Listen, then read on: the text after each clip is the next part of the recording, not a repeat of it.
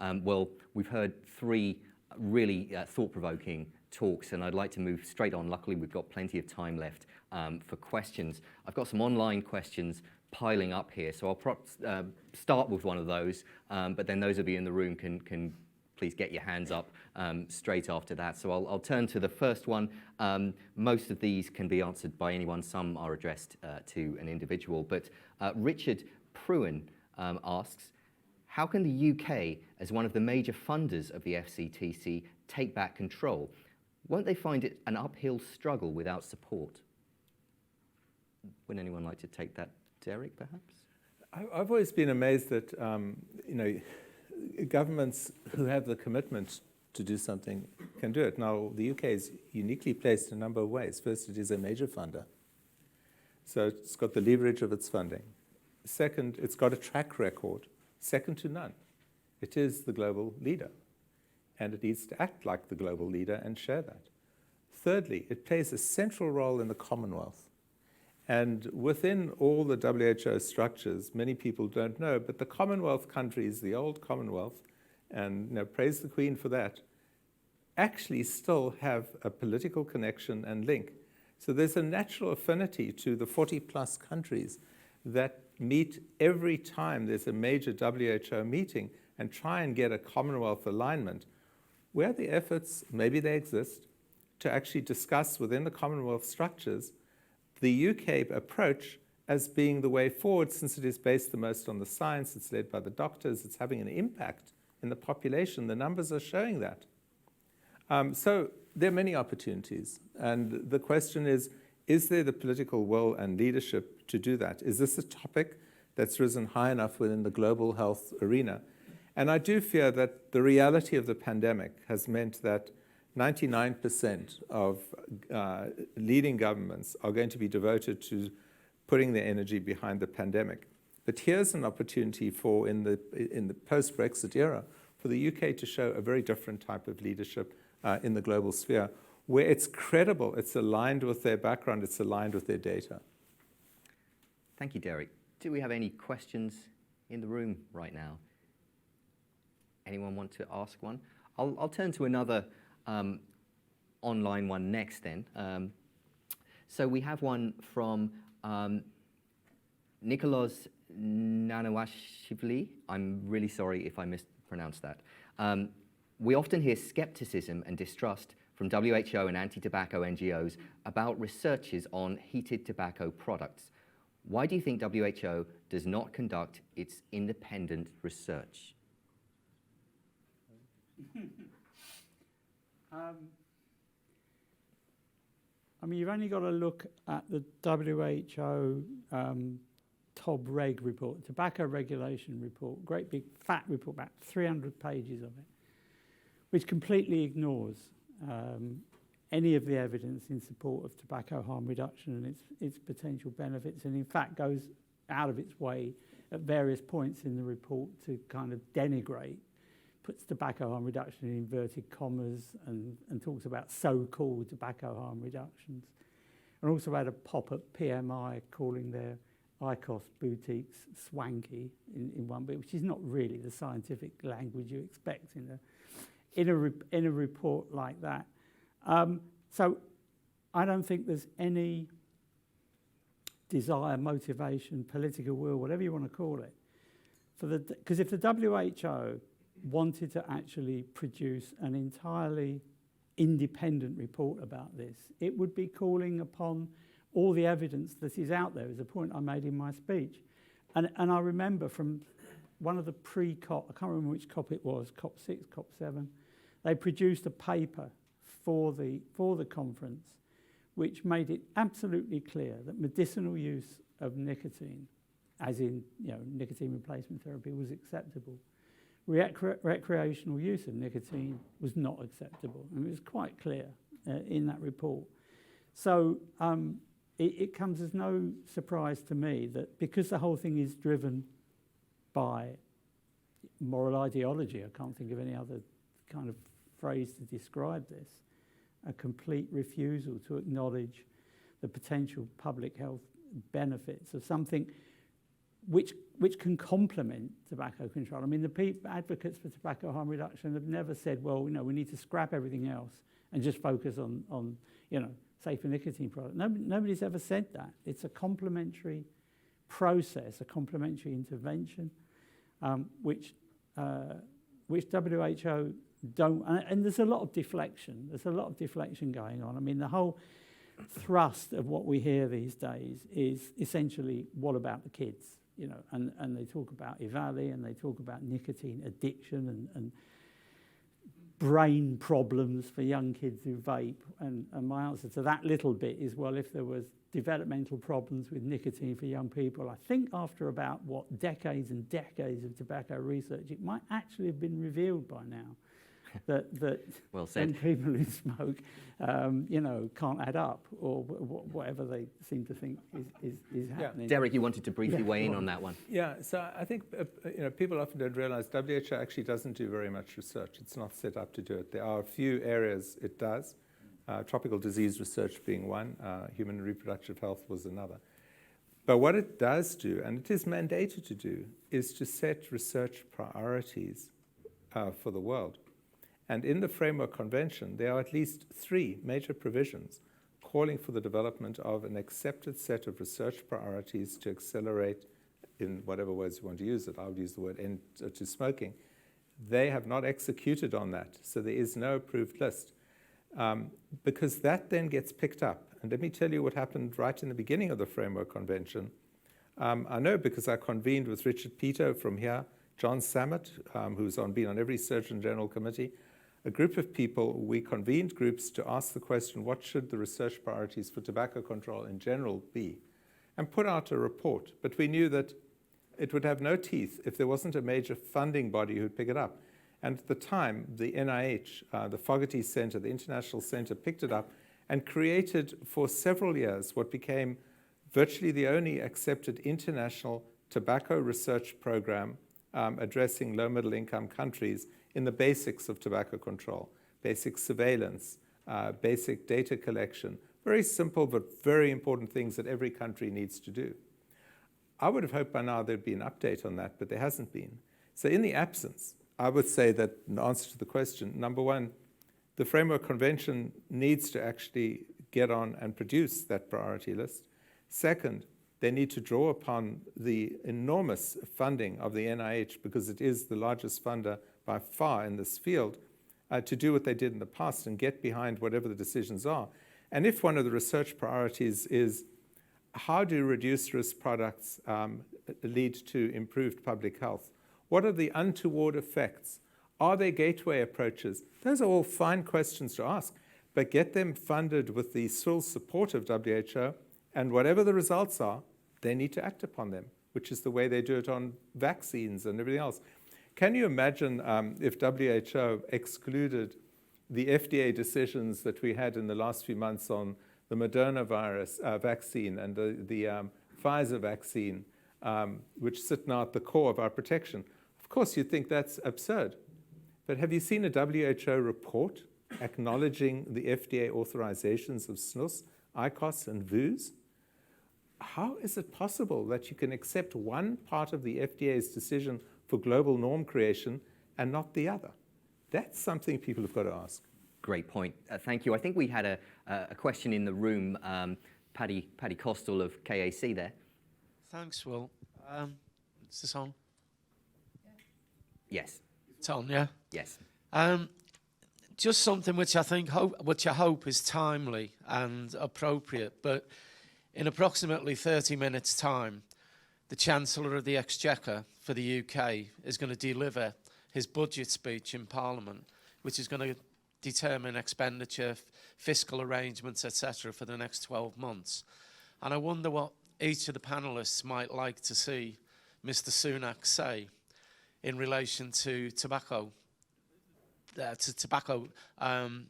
regulation and taxation. Thanks, Paddy. Tom, would you like to start? I don't know if you want to comment on the Chancellor, but just your thoughts about taxation and its impact, taxation relative of reduced risk products and tobacco, and its impact on the consumer. Yeah. The thing is, taxation actually works to reduce smoking. But it's reached a point now where diminishing returns are setting in. You're punishing the smoker. You're not just giving him a strong hint that he shouldn't smoke. You're actually punishing him every time. That's maybe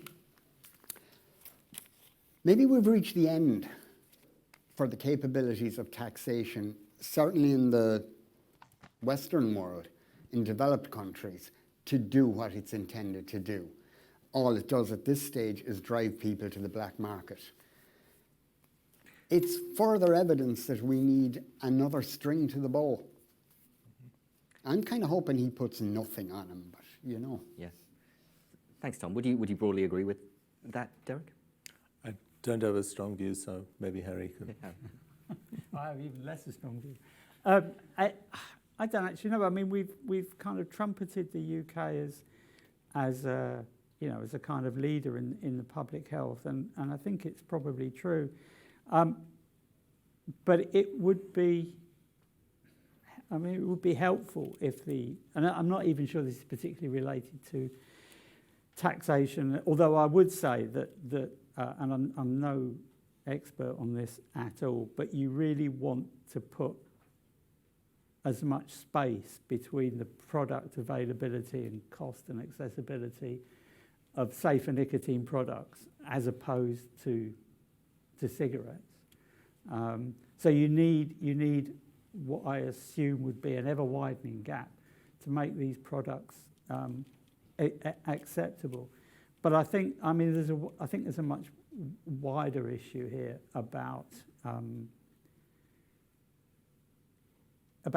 kind of having the support of government in encouraging people to switch away. And I'm not sure there really is. I mean, we know Public Health England reports, Royal College of Physicians reports, but it still doesn't appear to be a kind of getting out into the general public. I mean, we've still got a significant number of health professionals, GPs that Derek mentioned, who still think that nicotine causes cancer and all the rest of it. So I think maybe if you're looking to put some more cash into public health, that there may be some attempt to make the advantages of safer nicotine products more available, more accessible, and get those messages out. And I mean, the government's been, for the past 18 months, all we've had is like daily press releases, press conferences, press briefings about, sloganising how we deal with COVID, safe space, wear your mask, protect the NHS, save lives, and all of that kind of public health messaging has been going on around the virus. It would be nice to see some financial effort put into doing the same kind of thing for tobacco harm reduction and the advantages that can bring for people who currently smoke. Thank you, Harry. We'll keep moving through as many questions as we can in the time remaining. I see there's another couple in the audience, but I'll take another online one first. Again, apologies if I'm mispronouncing, but Monica Gorguglio asks, possibly a leading question here, how ethical do you all believe it is when someone puts a huge amount of money to WHO demanding just one approach to deal with a serious public health problem like smoking? Can't think who she might mean. No. I mean, the one thing when we talked about secrecy and lack of transparency and all the rest of it, I mean, I know sort of Bloomberg put something like $160 million or something into the USA campaign against flavours, but exactly what percentage of Bloomberg funding actually goes to what you might call traditional mainstream tobacco control, and what actually goes into the fight against tobacco harm reduction? I personally don't know, and it's quite opaque, and you can only delve so far into their accounts and things to see exactly how the money is being spent. So I suppose that, and as Derek said, Bloomberg has been putting money into mainstream tobacco control efforts, not tremendously successfully, but the money's been used.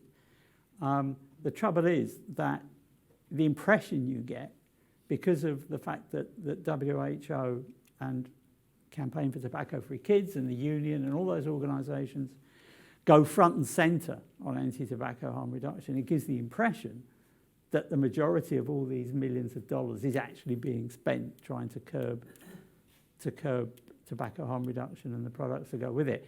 And it may be true. Derek's also made the point that if Bloomberg wasn't putting money into this, then you wouldn't be getting there wouldn't be any tobacco control money going into WHO much at all, because I think my impression is that once the FCTC was done and dusted and all these various countries signed up, that was it. They signed the piece of paper and didn't really do much else. And that, I mean, Empower was a Bloomberg initiative. I don't think it came from the from the TFI. Yeah. You know, I think, you know, WHO have supped with the devil, and I don't think there's much doubt about that when it comes to tobacco harm reduction. But some of those funds, I assume, are being used for what we might call more ethical reasons. But because you can't get under the surface of what's going on, it's really difficult to make much more of a comment than that, I would think. Derek, do you have any brief thoughts to add regarding Bloomberg funding and ethics or lack thereof? Yeah, I think the general concern at WHO has always been about the role of non-government players in funding programs. And there've been a rise. It started with Gates becoming a very significant player, and of course Bloomberg in some of these areas, particularly tobacco, but also motor safety. The question that the member states have got to ask, is this distorting an agenda that they've agreed upon among member states? Because it is a member state-driven organization. And at this stage, it's unclear. It may very well be currently, there's a sort of a synergy. The member states are kind of supportive of clamping down on harm reduction, unfortunately. And so the money supports them, and they support getting the money. And they're getting a lot of money at the country level for stuff. And they're getting it as well for tobacco control stuff. Many governments should be funding themselves, basically. But if you've got a big donor out there, they'll do it.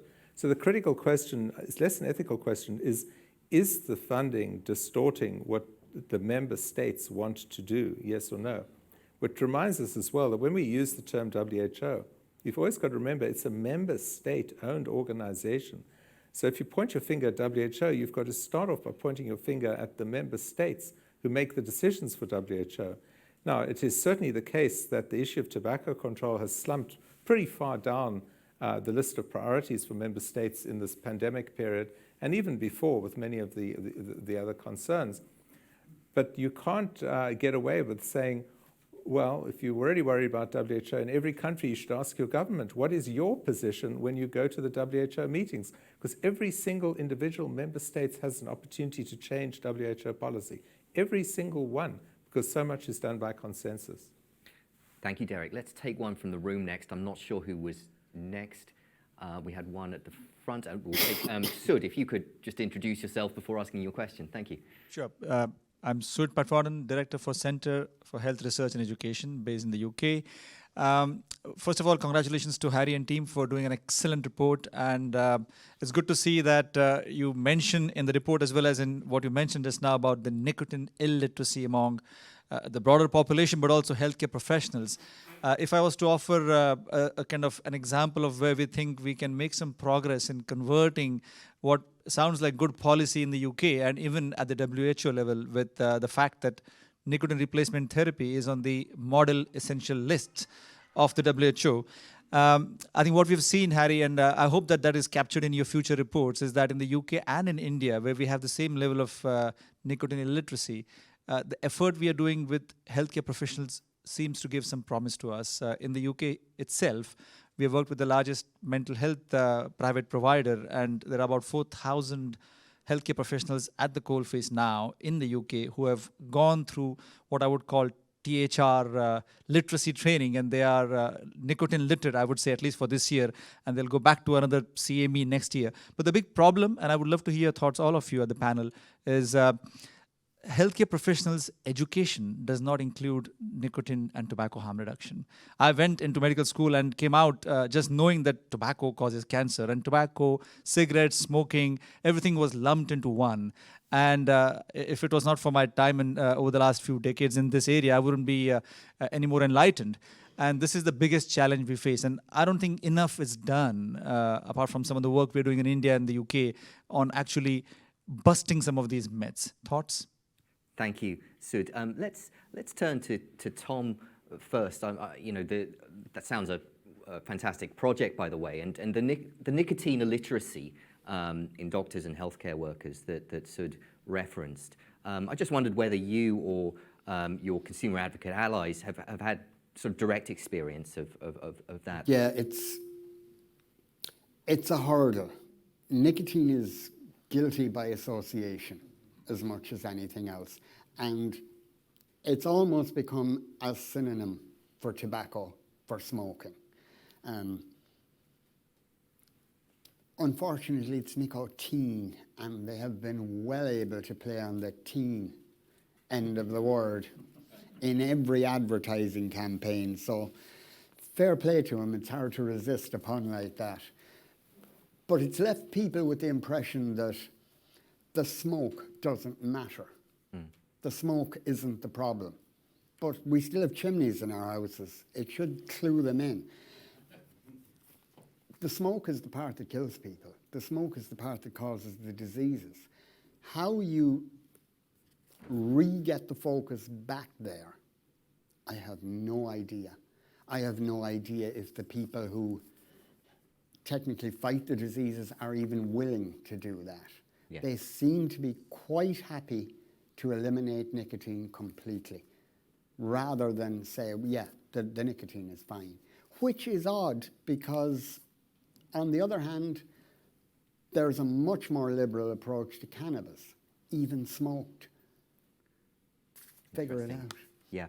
I'm going to keep this rolling because I want to try to get through as many questions as we can with time a little short. But a gentleman in the front here who's been waiting to ask his question. I'm sorry, I don't know your name, but if you could introduce yourself. Yes, and ask it.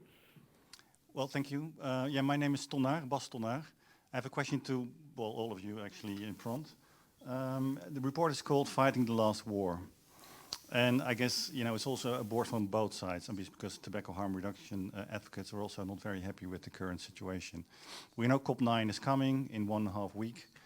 We don't expect much because most of the important decisions that have a relationship to tobacco harm reduction are being deferred to COP10, which will be in 2023. What would we see as a success in 2023 for COP10? But concretely, I mean, we obviously can't change the treaty.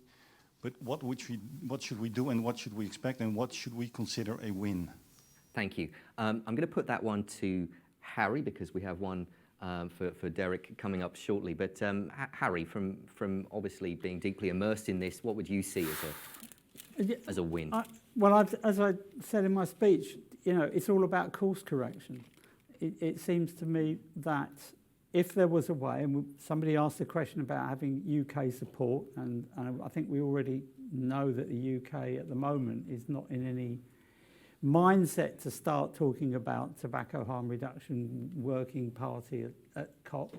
But I think between now and then, you know, success would be at least more countries beginning to question the information that they're being delivered from WHO, from the Secretariat. I mean, of course, the thing about COP is, of course, a lot of the decisions and discussions and debates go on well before anybody gets anywhere near the conference. But it would be, and Derek mentioned the importance of FDA decisions on all of this.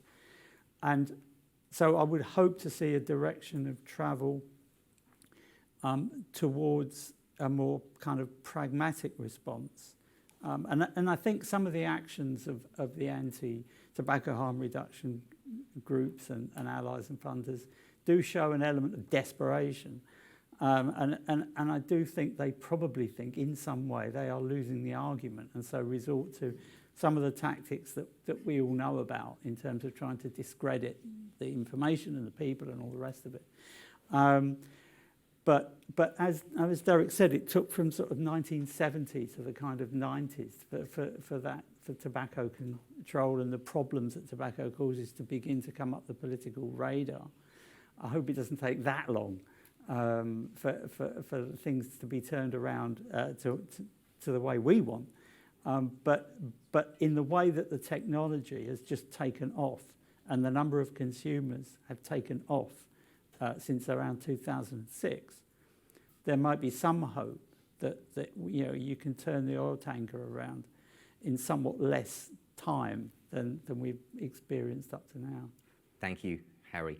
I'm going to get as quick as I can with the timings on these last ones, but another one that came in for Derek from Dorothy Aderman, saying, can the FCTC be revised to truly incorporate harm reduction in SMPs, or is it irrevocable? Work with what we've got and improve it, or tear it up and start again? Yeah, I won't embarrass anybody in the room, but we have a world expert who did her PhD exactly on the topic of the Framework Convention and what can be revised and what can't be revised. And from my learning from her and others is that the text provides the leeway to do what we need to do. The definition includes harm reduction. All the provisions are general.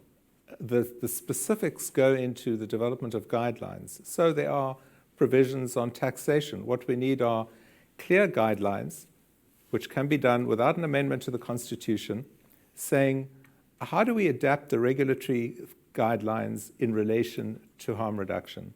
And the answer should be by using the relative risks underlying the different products that we have. In other words, risk proportionate regulation.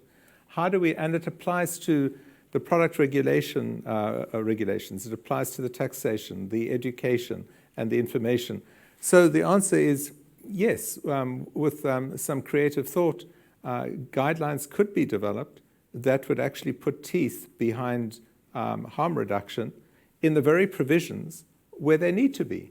So you clearly got to distinguish between a harm reduction product in the way it gets taxed, or the way it gets communicated, or the way you deal with flavors.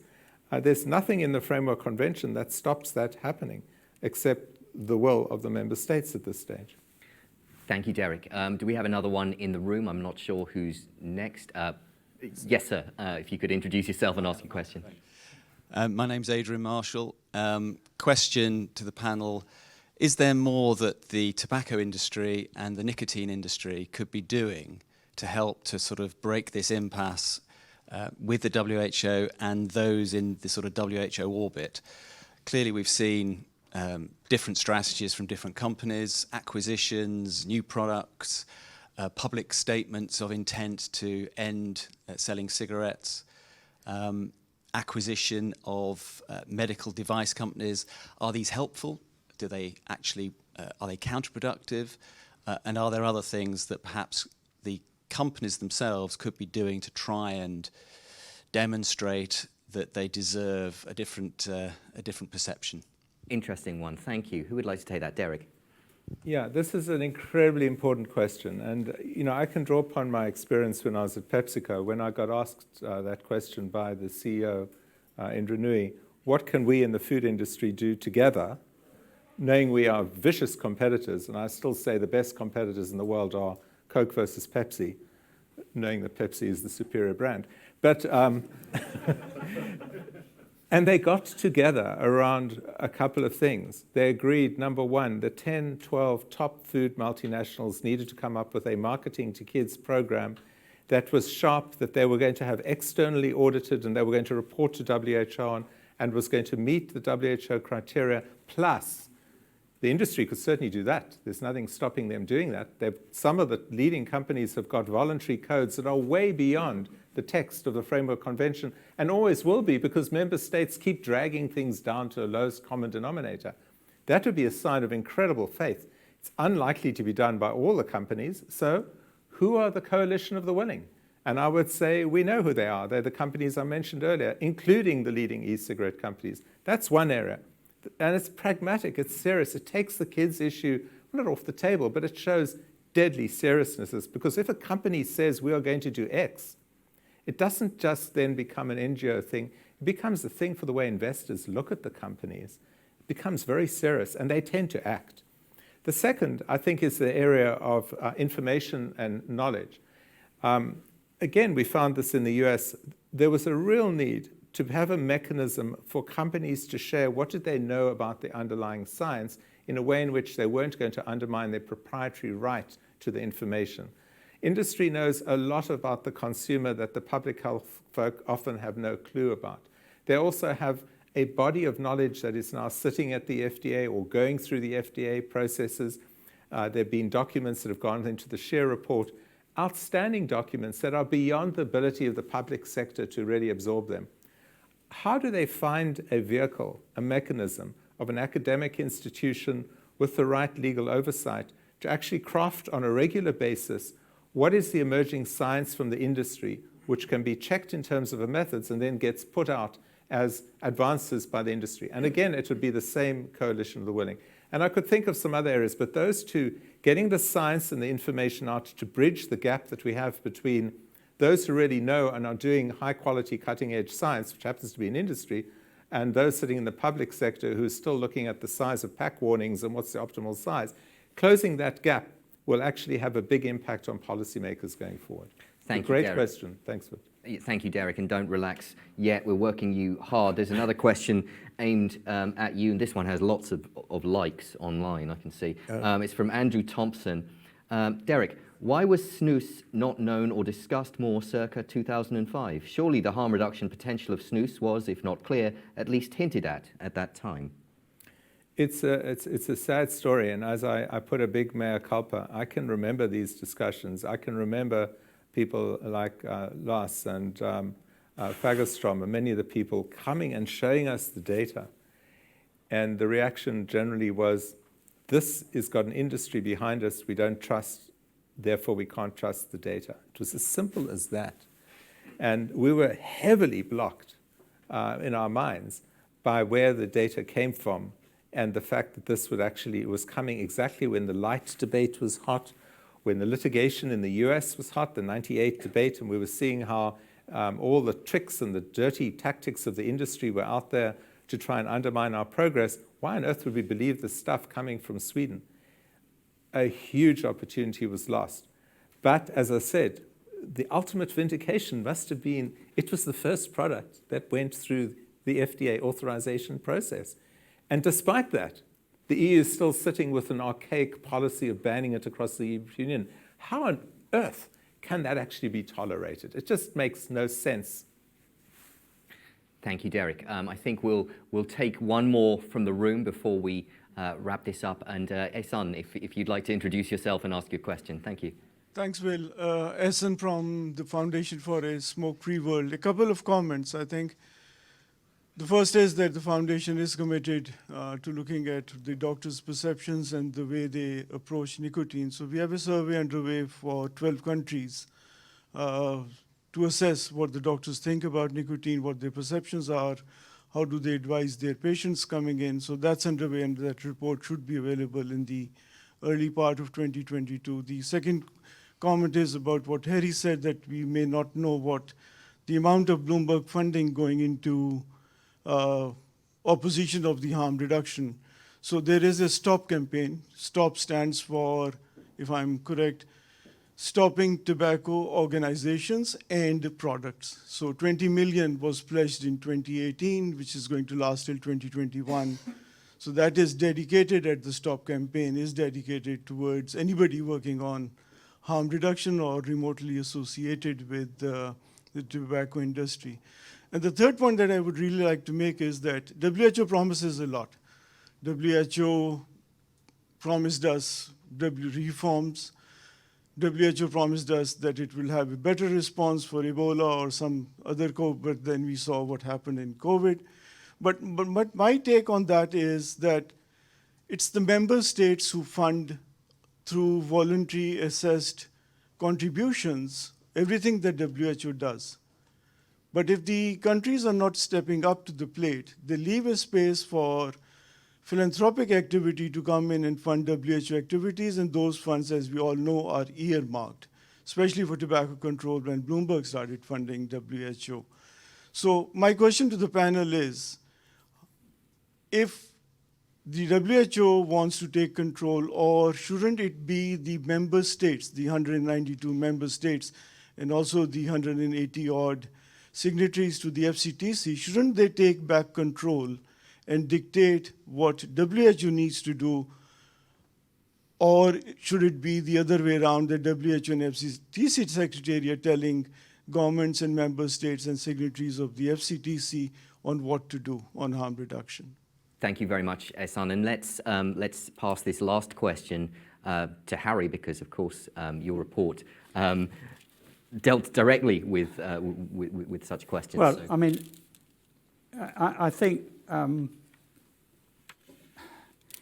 it's the way things at the moment, it suits all parties, I think. I mean, you've got WHO, that's obviously the FCTC, and the people who run the Secretariat have you know, like I said, they've got nicotine in their crosshairs, shifted the goalposts from smoking to tobacco, now to nicotine, in response to technological developments. You've got some of the biggest tobacco producers in the world sitting around the COP table, who no doubt see it definitely not in their commercial interests to support tobacco harm reduction. You've got smaller LMIC countries that don't have the capacity to do their own independent research, so they're quite happy to take whatever WHO says and tick a box that says, well, we've kind of dealt with that. There's issues in some countries with excise taxation where they don't want imported goods coming in, and most of the countries in LMIC regions do not have their own production for these products. If they did, they might take a slightly different approach to it. So I think there are a number of strands where everybody at the moment seems to be happy. You can either ignore the evidence, just do what the WHO says. You've got situations where people do not want to undermine their own domestic tobacco production, whether that's mainstream cigarettes or whether certainly in many countries, in India, Philippines, Indonesia, where they've got lots of local combustible products and also local oral products as well, which are which cause much death and disease. So, and tobacco control, as Derek says, has dropped right down the political radar, certainly since COVID, probably since the financial crash of 2002, 2008, probably goes back even further. So this coalition of the willing that Derek talks about is a different sort of coalition of the willing, a willingness just to go with the flow and act against tobacco harm reduction in any way that it possibly can. Thank you, Harry. Many different signs of the complacency faced with this global catastrophe, let's face it, that Derek referenced earlier. We are out of time. We're going to break for lunch. I remind all of you in the room and those of you worldwide to rejoin us at 1:30 local time for our next session, Challenges in Making the FCTC an Inclusive International Framework, with a stellar lineup as well. It only remains for me to ask you to join me in thanking Tom Gleeson, Derek Yak, and the author of this fantastic report, Harry Shapiro. Thank you.